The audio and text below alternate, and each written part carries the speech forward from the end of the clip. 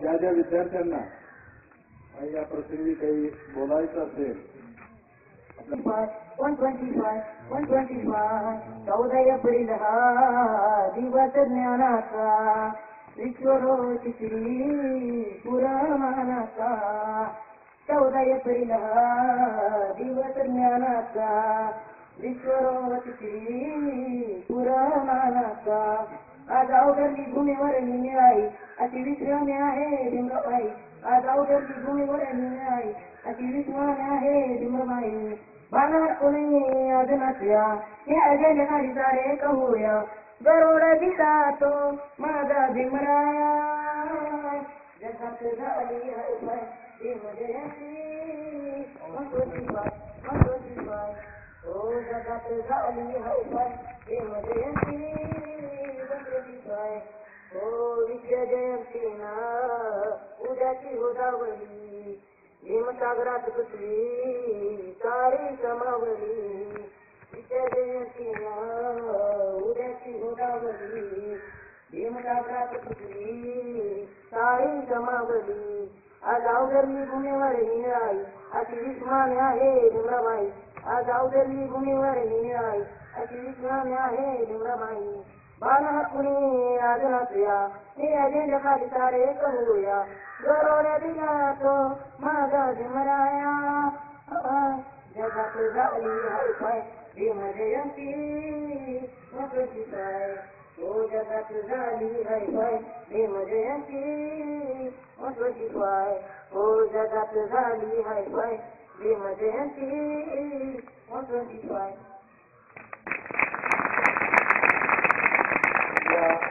अतिशय प्रेरणादायी अशा प्रकारच्या भीमगीतानंतर भारतीय राज्यघटनेचे शिल्पकार म्हणजे परमपूज्य डॉक्टर बाबासाहेब आंबेडकर यांचा जन्म 14 एप्रिल 1891 मध्य प्रदेश मोह या गावी झाला.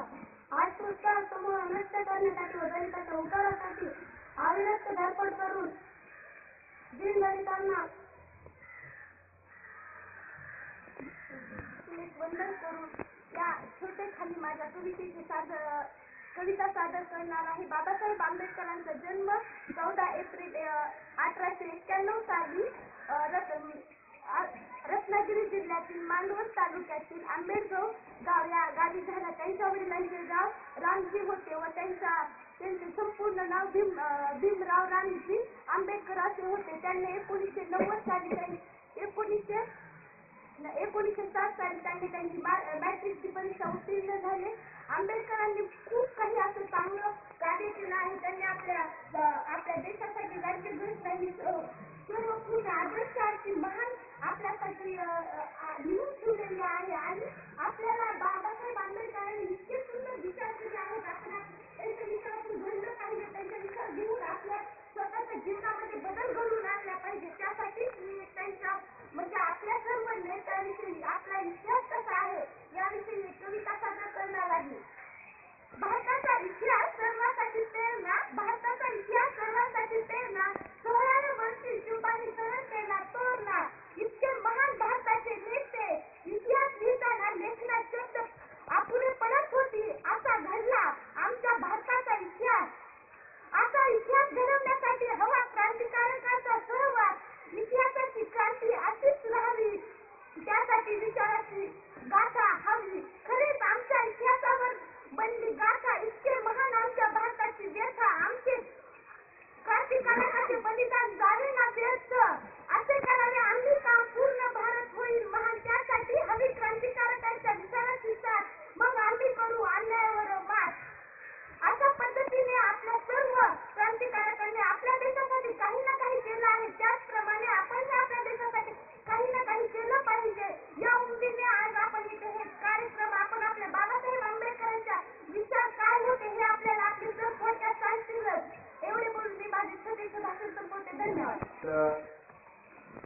आपला भूतकाळ कसा उज्ज्वल आहे आणि त्याच्यातून प्रेरणा कशी घ्यावी आणि वर्तमानात आपण काय केलं पाहिजे अशा प्रकारचा आशावाद तिनं याच्यामधून व्यक्त केलेला आहे. यानंतर या कार्यक्रमाचे अध्यक्ष माननीय मुख्याध्यापक यांना मी विनंती करतो की त्यांनी आपलं अध्यक्षीय भाषण करावं.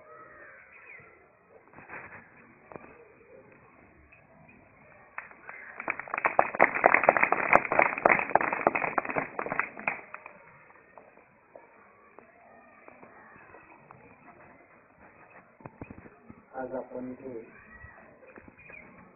महामानव डॉक्टर बाबासाहेब आंबेडकर यांच्या महापरिनिर्वाण दिनानिमित्त जमा झालेलो आहोत. प्रथमतः मी त्यांच्या प्रतिमेला अभिवादन करतो. प्रथम मी वक्ता नाही निश्चितच, आणि कुठल्याही विषयावर सखोल बोलायचं म्हटलं की त्याला त्यातील खोली माहीत असणं गरजेचं आहे. तशी खोली आपल्याकडे आहे, तर मी ते अपेक्षित आहेत.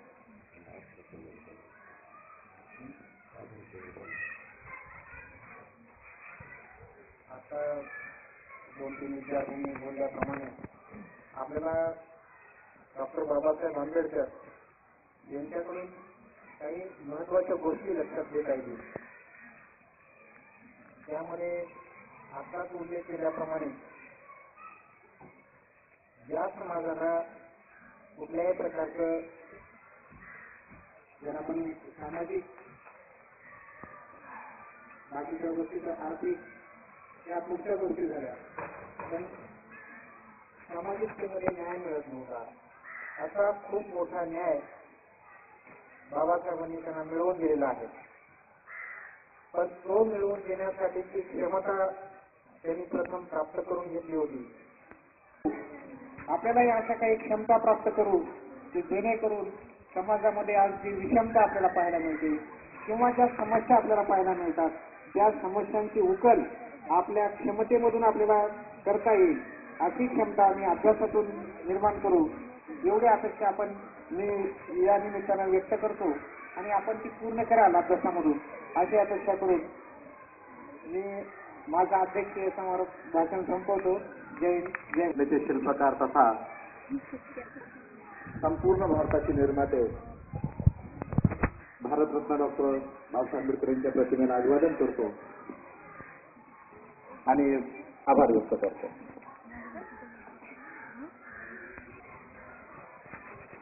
विद्यार्थ्यांनी बाबासाहेबांच्या चरित्रामधून काय घ्यायचं हा फार मोठा संदेश बाबासाहेबांनी मागे ठेवलेला आहे. बाबासाहेबांचे मुलांसाठी 3-4 पुस्तकं आहेत, ज्याच्यामध्ये त्या पुस्तकाचं नाव आहे की बाबासाहेबांचे विद्यार्थ्यांसाठीचे भाषण. भविष्यामध्ये जर आपल्याला ते वाचायला मिळाले तर आपण ते आवर्जून वाचावेत, कारण मुलांसाठी बाबासाहेबांनी अत्यंत महत्वाचा संदेश असा दिलेला आहे की मुलांनी शाळा शिकत असताना किंवा कॉलेज शिकत असताना केवळ आणि केवळ ज्ञान मिळवायचंच काम करायचं, प्रचंड अभ्यास करायचा, प्रचंड ज्ञान मिळवायचं. मगाशी 9वीच्या वर्गामध्ये म्हणलं होतं मी की मुलाकडे जर हुशारी असेल, ज्ञान असेल तर जगामधल्या सगळ्या गोष्टी त्यांना प्राप्त होतात. एकमेव ज्ञान अशी गोष्ट आहे जी जगातल्या सगळ्या गोष्टी 4 वर्षाचा अभ्यासक्रम 2 वर्षाच्या आत. ते कसा अभ्यास करायचे तर तिथं जी लायब्ररी होती अभ्यासाची, वाचनाची खोली लायब्ररी, तर ती उघडायच्या वेळेला सगळ्यात पहिला माणूस जो कोण असायचा तो बाबासाहेब असायचे. दरवाजा उघडायच्या वेळेला आणि संध्याकाळी बंद करायच्या वेळेला तिथल्या शिपायाला सांगावं लागायचं की आता बंद करायची वेळ झालेली आहे, आपण निघून जावा. तिथं अभ्यास करत असताना बाबासाहेबांवर प्रचंड उपासमारीची वेळ. मग ते काय करायचे, दुपारच्या वेळेमध्ये जेवणाच्या वेळेमध्ये पलीकडे कपाटाच्या आडबाजूला जायचे आणि तिथं 5 मिनिटं उभं राहून परत यायचे. 1दा 2दा 3दा 4 दिवस 5 दिवस तिथल्या त्या ग्रंथपालाने हे बघितलं की अरे हा माणूस दिवसभर इथं बसतोय आणि मधल्या जेवणाच्या वेळेमध्ये कपाटाच्या पलीकडे जाऊन उभा राहतोय आणि परत येतोय, काय करत असावा. आणि दुसऱ्या दिवशी त्यांना लक्ष ठेवून जेव्हा बाबासाहेब कपाटाच्या पलीकडे गेले तेव्हा हा मागणं गेला आणि बघितलं बाबासाहेब तिथं उभा राहून खिशामधला पाव काढून खात होते. त्यानं बघितलं आणि तो म्हणला इथं खायला परवानगी नाही, मी तुमच्यावर कारवाई करतो. तुम्हाला इथं मी लायब्ररीमध्ये येऊ देणार नाही. बाबासाहेबांनी त्याला अत्यंत विनवणीनं प्रचंड विनंती केली आणि सांगितलं की मी फार गरीब घरचा मुलगा आहे, मला दुपारची जेवायची अवघड वेळ आहे, तरी मला एवढी तुम्ही सवलत द्यावी. बाबासाहेब दुपारच्या वेळेला फक्त दुपारी पाव खायचे आणि त्या ठिकाणी अभ्यास करायचे. बाबासाहेबांचे जे पीए होते त्यांचं नाव आहे नानकचंद रत्तू. या नानकचंद रत्तू आणि धनंजय कीर यांनी फार मोठं बाबासाहेबांचे जीवन आत्मचरित्र लिहिलं आहे. त्या आत्मचरित्रामध्ये नानकचंद रत्तू त्यांनी त्यांची अनुभव सांगितलेला आहे की बाबासाहेबांचा अभ्यासाचा व्यासंग काय होता. हा नानकचंद रत्तू नावाचा माणूस दिवसभर बाबासाहेबांच्या सोबत घरामध्ये असायचा आणि मग संध्याकाळी जात असताना तो म्हणायचा, भाऊसाहेब मी चाललेलो आहे. बाबासाहेबांचे ठीक आहे, चालला तर काय हरकत नाही, दुसऱ्या दिवशी सकाळी लवकर ये. एका दिवशी बाबासाहेब टेबलावर लिहित बसले होते. त्याने शेजारी आला आणि म्हणला, बाबासाहेब मी जात आहे. ते म्हणले ठीक आहे जा. तो जाताना म्हणला, साहेब पलीकडे टेबलावर जेवण तुमचं ठेवलेलं आहे, जेवणाची वेळ झाल्यानंतर जेवण घ्या. रत्तू निघून गेले आणि काही वेळ काम केल्यानंतर बाबासाहेबांनी जेव्हा त्यांच्या लक्षामध्ये त्यांनी बघितलं तर नानकचंद रत्तू शेजारी उभी आहे. बाबासाहेब त्यांना म्हणले, अरे नानकचंद तू गेला नाहीस का आणखीन? तो म्हणला, बाबासाहेब तुम्ही वर बघा जरा. बाबासाहेब वर बघितलं. त्यानं सांगितलं की साहेब मी रात्री गेलो होतो, रात्र संपून गेली, दिवस वर आलाय, मी सकाळी आलोय. बाबासाहेब त्याच ठिकाणी खुर्चीमध्ये बसून टेबलावर अभ्यास करत होते. असा प्रचंड जगामधला अत्यंत हुशार असणारा माणूस ज्यांचा जन्मदिवस 14 एप्रिल हा आंतरराष्ट्रीय ज्ञान दिन, वर्ल्ड नॉलेज डे म्हणून पूर्ण जगभरामध्ये साजरा केला जातो. मागच्या गेल्या वर्षी भारतामधल्या महान व्यक्तीचं नाव, भारतामधला सगळ्यात मोठा महान व्यक्ती कोण असेल असं IBM लोकमत त्यांनी एक मोहीम सुरू केली होती.